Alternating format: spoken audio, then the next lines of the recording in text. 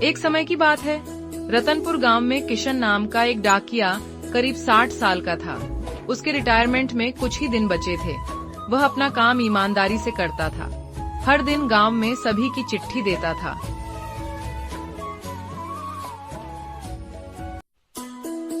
हर दिन की तरह आज भी वो चिट्ठी लेकर जालिमा गांव में गया था।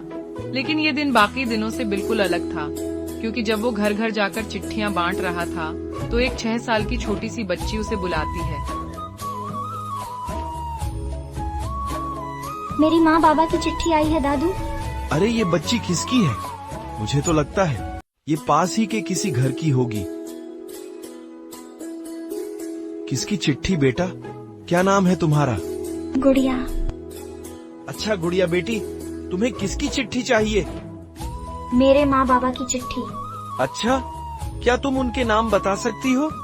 हाँ, गुड़िया के माँ बाबा। अच्छा, गुड़िया के माँ बाबा। अब मैं क्या करूं?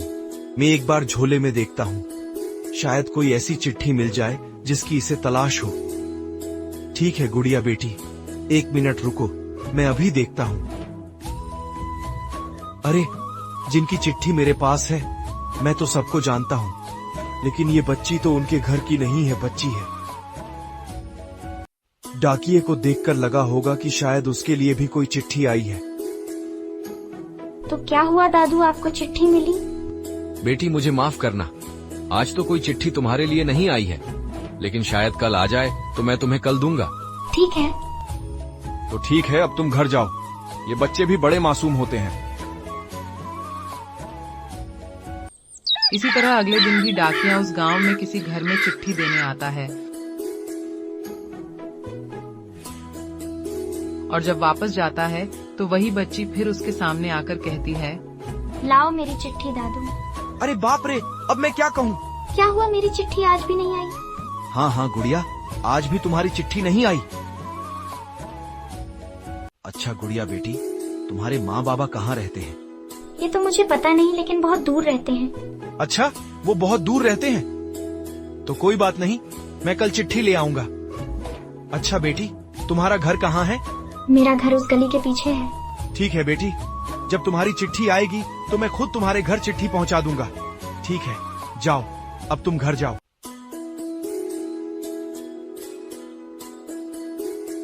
उस दिन गुड़िया अपने घर चली जाती है और डाकिया चिट्ठी बांटता हुआ आगे बढ़ जाता है। इसी तरह डाकिया हर दिन उस गांव में किसी न किसी घर में चिट्ठी पहुंचाने आता था, और गुड़िया हर दिन डाकिया से अपनी चिट्ठी मांगने आ जाती थी। अब धीरे धीरे डाकिये को भी उस बच्ची का इंतजार रहता था, लेकिन कुछ दिन से गुड़िया नहीं आ रही थी, इसलिए डाकिया परेशान था। गुड़िया आज भी नहीं आई। आज 4 दिन हो गए हैं, लेकिन गुड़िया आई क्यों नहीं? हो सकता है गुड़िया के माँ बाबा वापस आ गए हैं, इसलिए शायद नहीं आ रही है। या फिर कहीं गुड़िया को कुछ हुआ तो नहीं? नहीं, मुझे आज उसके घर जाना ही होगा। उसने कहा था, ये पीछे वाली गली में उसका घर है। मैं जाकर देखता हूँ। गुड़िया का घर ढूंढते ढूंढते डाकिया किसी तरह उसके घर पहुंच जाता है, और वो दरवाजा खटखटाने जाता है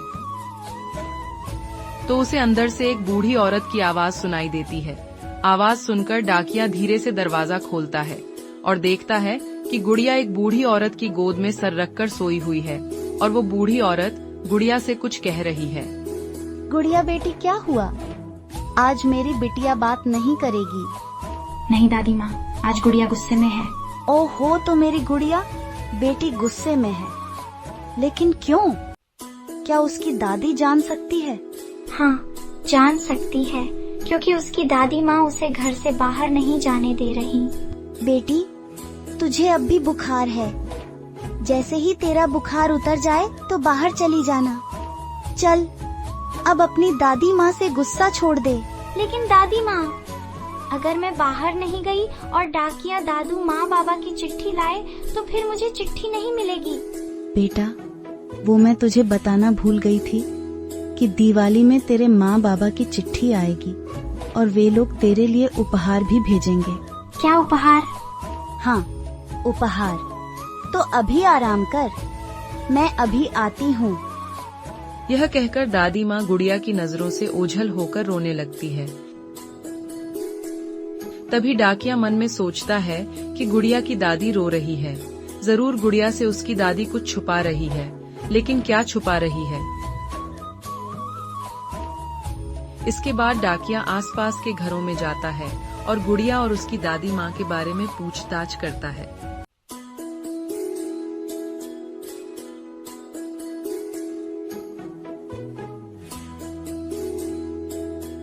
गुड़िया की असलियत जानकर उसके पैरों तले जमीन खिसक जाती है। ये मैंने क्या किया? मैंने बिन माँ बाप की बच्ची से झूठ बोला। बेचारी कितनी आशा लेकर रोज रोज मेरे पास आती है और मैं बिना कुछ सोचे समझे उससे कहता रहा कि तुम्हारे माँ बाबा की चिट्ठी कल आएगी, कल आएगी। नहीं, मैंने उस बच्ची के साथ बहुत गलत किया है, बहुत गलत किया है। भगवान मुझे माफ कर देना। मुझसे अनजाने में बहुत बड़ी भूल हो गई है। मेरी फूल जैसी बच्ची, अब मैं तुझे कैसे बताऊं? तेरे माँ बाबा अब इस दुनिया में नहीं है। वो तो तुझे बचपन में ही छोड़कर भगवान के पास चले गए। तुझे कैसे बताऊं कि ना तो वो कभी वापस आने वाले हैं और ना ही उनकी चिट्ठी। मुझे माफ करना बेटा, मैंने हमेशा तुझसे झूठ बोला है, लेकिन मैं क्या करूं? तुझे सच बोलने की हिम्मत भी तो नहीं है मेरे पास। लेकिन अब बस, अब और झूठ नहीं। मुझे दिवाली से पहले कुछ करना होगा, तो बिल्कुल फिक्र मत करना, मैं सब ठीक कर दूंगी। तेरी दादी माँ है ना, दादी माँ सब ठीक कर देगी।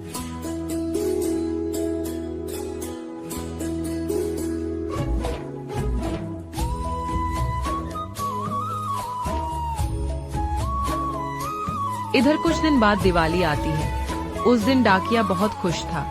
आज उसके काम का आखिरी दिन था, इसलिए वो अपने गांव जाने से पहले एक बार गुड़िया से मिलकर अपनी इच्छा पूरी करना चाहता था।